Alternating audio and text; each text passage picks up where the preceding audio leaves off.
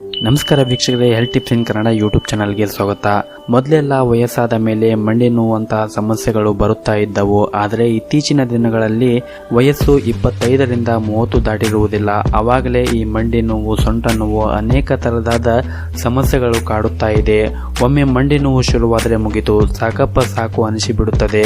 ಕೂತ್ಕೊಂಡ್ರೆ ಮೇಲೆ ಏಳಲು ಕೂಡ ಕಷ್ಟವಾಗುತ್ತದೆ, ಅಷ್ಟೊಂದು ನೋವು ಬರುತ್ತಾ ಇರುತ್ತದೆ. ಈ ಮಂಡಿ ನೋವು ಯಾರಿಗೆ, ಯಾವಾಗ, ಯಾವ ಸಮಯದಲ್ಲಿ ಬರುತ್ತದೆ ಎಂಬ ಅರಿವಿರುವುದಿಲ್ಲ. ಕೆಲವೊಮ್ಮೆ ಸಣ್ಣದಾಗಿ ನೋವಲು ಶುರುವಾಗಿ ನಂತರ ದೀರ್ಘಕಾಲದ ನೋವಾಗಿ ಬದಲಾಗಿ ವರ್ಷಗಂಟಲೇ ಇದು ಕಾಟ ಕೊಡುತ್ತಾ ಇರುತ್ತದೆ. ಆದರೆ ಇದ್ದಕ್ಕಿದ್ದಂತೆ ಮಂಡಿ ನೋವು ಬರಲು ಕಾರಣ ಏನು ಎಂಬುದು ಮಾತ್ರ ಪತ್ತೆ ಹಚ್ಚುವುದು ತುಂಬಾ ಕಷ್ಟ. ಮೂಳೆಗಳ ಸಾಂದ್ರತೆ ಕಡಿಮೆಯಾಗಿ ದೇಹದಲ್ಲಿ ಕ್ಯಾಲ್ಸಿಯಂ ಅಥವಾ ಕಬ್ಬಿಣದ ಅಂಶ ಕಡಿಮೆಯಾದರೂ ಕೂಡ ಇಂತಹ ನೋವುಗಳು ಬರುತ್ತದೆ. ಮತ್ತು ವಯಸ್ಸಾದವರಲ್ಲಿ ಸಾಮಾನ್ಯವಾಗಿ ಮೂಳೆಗಳ ಸವಿತದಿಂದ ಕೂಡ ಮಂಡಿ ನೋವು ಬರಬಹುದು. ತಜ್ಞರು ಹೇಳುವ ಪ್ರಕಾರ ಮಂಡಿ ನೋವಿಗೆ ಅನೇಕ ರೀತಿಯ ಕಾರಣಗಳಿವೆ. ಅದರಲ್ಲಿ ವಿಟಮಿನ್ ಡಿ ಕೊರತೆ, ಕ್ಯಾಲ್ಸಿಯಂ, ಕಬ್ಬಿಣದ ಅಂಶ ಕಡಿಮೆ ಆದಂತೆ ದೇಹದಲ್ಲಿ ಮಂಡಿ ನೋವು ಆರಂಭವಾಗುತ್ತದೆ. ಇದಕ್ಕೆ ಯಾವುದೇ ವಯಸ್ಸಿನ ಭೇದವಿರುವುದಿಲ್ಲ. ಯಾರಿಗೆ ವಿಟಮಿನ್ ಡಿ, ಕ್ಯಾಲ್ಸಿಯಂ, ಕಬ್ಬಿಣದ ಅಂಶ ಕಡಿಮೆಯಾಗುತ್ತದೆಯೋ ಅಂತವರಿಗೆ ಮಂಡಿ ನೋವು ಮತ್ತು ಬಾಡಿಗಳಲ್ಲಿ ಎಲ್ಲಾದರೂ ನೋವುಗಳು ಸ್ಟಾರ್ಟ್ ಆಗಿ ಬಿಡುತ್ತವೆ. ಸಾಮಾನ್ಯವಾಗಿ ವಿಟಮಿನ್ ಡಿ ದೇಹದಲ್ಲಿ ಮೂಳೆಗಳ ರಕ್ಷಣೆಯನ್ನು ಮಾಡುತ್ತದೆ. ಮಂಡಿ ನೋವಿಗೆ ಗುರಿಯಾದ ವಿಟಮಿನ್ ಡಿ ಕೊರತೆಯಾದರೆ ಅನೇಕ ರೋಗಗಳು ನಮ್ಮ ದೇಹದ ಇತರ ಭಾಗಗಳಲ್ಲೂ ಕೂಡ ನೋವನ್ನು ಉಂಟು ಮಾಡುತ್ತದೆ. ಹಾಗಾಗಿ ನೀವು ಒಳ್ಳೆಯ ಕ್ಯಾಲ್ಸಿಯಂ ಇರುವಂತಹ ಆಹಾರಗಳನ್ನು ಸೇವನೆ ಮಾಡಬೇಕು ಮತ್ತು ಒಳ್ಳೆಯ ಪೌಷ್ಟಿಕಾಂಶ ಇರುವಂತಹ ಆಹಾರಗಳನ್ನು ಸೇವನೆ ಮಾಡಬೇಕು ಹಾಗೂ ಒಳ್ಳೆಯ ವಿಟಮಿನ್ ಇರುವಂತಹ ಆಹಾರಗಳನ್ನು ಸೇವನೆ ಮಾಡಬೇಕು. ಮತ್ತು ಸೊಪ್ಪು, ತರಕಾರಿಗಳು, ಹಾಲು, ಮೊಸರು, ಬಾದಾಮಿ, ಗೋಡಂಬಿ ಇಂತಹ ಪದಾರ್ಥಗಳನ್ನು ಅತಿ ಹೆಚ್ಚಾಗಿ ಸೇವನೆ ಮಾಡಬೇಕು. ಇದರಿಂದ ನಿಮ್ಮ ಸಮಸ್ಯೆ ಬೇಗನೆ ನಿವಾರಣೆ ಆಗುತ್ತದೆ. ಅದರಲ್ಲೂ ರಾತ್ರಿ ಬಾದಾಮಿಯನ್ನು ನೆನೆಸಿಟ್ಟು ಬೆಳಗ್ಗೆ ಅದನ್ನು ಸೇವನೆ ಮಾಡುವುದರಿಂದ ಮೂಳೆಗಳಿಗೆ ಹೆಚ್ಚಿನ ಶಕ್ತಿಯನ್ನು ಕೊಡುತ್ತದೆ ಮತ್ತು ನಿಮ್ಮ ದೇಹಕ್ಕೂ ಕೂಡ ಇದು ಶಕ್ತಿಯನ್ನು ಕೊಡುತ್ತದೆ. ಇನ್ನು ನೋವು ಇರುವ ಜಾಗಕ್ಕೆ ಲವಂಗದ ಎಣ್ಣೆಯನ್ನು ಹಚ್ಚಬೇಕು. ಈ ಲವಂಗದ ಎಣ್ಣೆ ಮಾರುಕಟ್ಟೆಯಲ್ಲೂ ಸಿಗುತ್ತದೆ. ಅಥವಾ ನೀವು ಲವಂಗವನ್ನು ಜಜ್ಜಿ ಅದರಿಂದ ರಸ ತೆಗೆದು ನೋವಿರುವ ಜಾಗಕ್ಕೆ ಮಸಾಜ್ ಅನ್ನು ಮಾಡುವುದರಿಂದ ನೋವು ಬೇಗನೆ ಕಡಿಮೆ ಆಗುತ್ತದೆ. ಮತ್ತು ನಾವು ಅಡಿಗೆಗೆ ಬಳಸುವಂತಹ ಅರಿಶಿಣದಲ್ಲಿ ಕೂಡ ನೋವನ್ನು ಶಮನ ಮಾಡುವಂತಹ ಗುಣಲಕ್ಷಣವನ್ನು ಹೊಂದಿದೆ.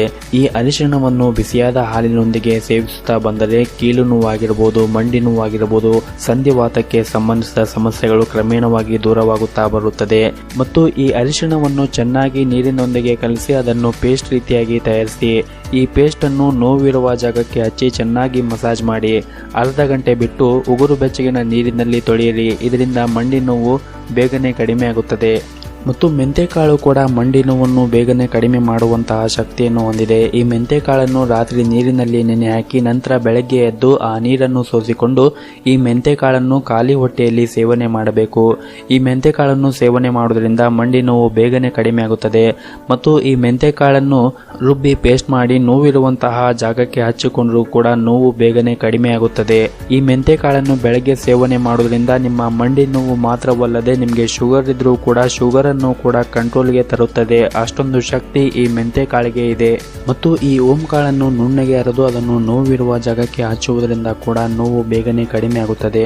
ಮತ್ತು ಮಂಡಿ ನೋವು ಸಮಸ್ಯೆ ಇದ್ದವರು ಅಥವಾ ದೇಹದಲ್ಲಿ ನಿಮಗೆ ಎಲ್ಲಾದರೂ ನೋವುಗಳು ಇದ್ದರೆ ಸ್ನಾನ ಮಾಡುವ ಅರ್ಧ ಗಂಟೆ ಅಥವಾ 1 ಗಂಟೆ ಮುಂಚೆ ಈ ಕೊಬ್ಬರಿ ಎಣ್ಣೆ ತೆಗೆದುಕೊಂಡು ಅದನ್ನು ಹದವಾಗಿ ಬಿಸಿ ಮಾಡಿ ನಂತರ ಆ ಕೊಬ್ಬರಿ ಎಣ್ಣೆ ತೆಗೆದುಕೊಂಡು ನೋವಿರುವ ಜಾಗಕ್ಕೆ ನೀವು ಚೆನ್ನಾಗಿ ಮಸಾಜ್ ಮಾಡಿ.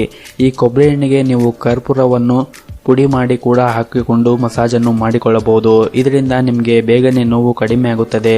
ಈ ಕೊಬ್ಬರಿ ಎಣ್ಣೆ ಹಚ್ಚಿಕೊಂಡು ಮಸಾಜ್ ಮಾಡಿದ ನಂತರವೇ ಸ್ನಾನವನ್ನು ಮಾಡಬೇಡಿ. ಅರ್ಧ ಗಂಟೆ ಅಥವಾ 1 ತಾಸು ಬಿಟ್ಟು ಸ್ನಾನವನ್ನು ಮಾಡಿದರೆ ಒಳ್ಳೆಯದು. ಮತ್ತು ಮಂಡಿ ನೋವು ಕಡಿಮೆ ಆಗಲು ಇನ್ನೊಂದು ಉತ್ತಮವಾದ ಉಪಾಯವೇನೆಂದರೆ ಬೆಳ್ಳುಳ್ಳಿ ಎಸಳನ್ನು ತೆಗೆದುಕೊಂಡು ಅದನ್ನು ಚೆನ್ನಾಗಿ ಜಜ್ಜಿ ಒಂದಿಷ್ಟು ಜೇನುತುಪ್ಪವನ್ನು ಹಾಕಿಕೊಂಡು ರಾತ್ರಿ ಸೇವನೆ ಮಾಡಬೇಕು. ಇದರಿಂದ ಮಂಡಿ ನೋವು ಬೇಗನೆ ಕಡಿಮೆ ಆಗುತ್ತದೆ. ಇಷ್ಟು ಮಂಡಿ ನೋವಿಗೆ ಇರುವಂತಹ ಮನೆಮದ್ದುಗಳು. ನಿಮಗೆ ಯಾವುದು ಸೂಕ್ತ ಅನಿಸುತ್ತದೋ ಅದನ್ನು ಟ್ರೈ ಮಾಡಿ ನೋಡಿ. ಹಾಗೆಯೇ ನಿಮ್ಮ ತೂಕವನ್ನು ಕೂಡ ನೀವು ಆದಷ್ಟು ನಿಯಂತ್ರಣದಲ್ಲಿ ಇಟ್ಟುಕೊಳ್ಳಿ. ನಿಮ್ಮ ತೂಕ ಜಾಸ್ತಿ ಆಗಿದ್ರೆ ಕೂಡ ನಿಮ್ಮ ದೇಹದಲ್ಲಿ ಹಲವಾರು ರೀತಿಯ ರೋಗಗಳು ಬರುತ್ತವೆ ಮತ್ತು ಮಂಡಿ ನೋವು ಕೂಡ ಬರುತ್ತದೆ.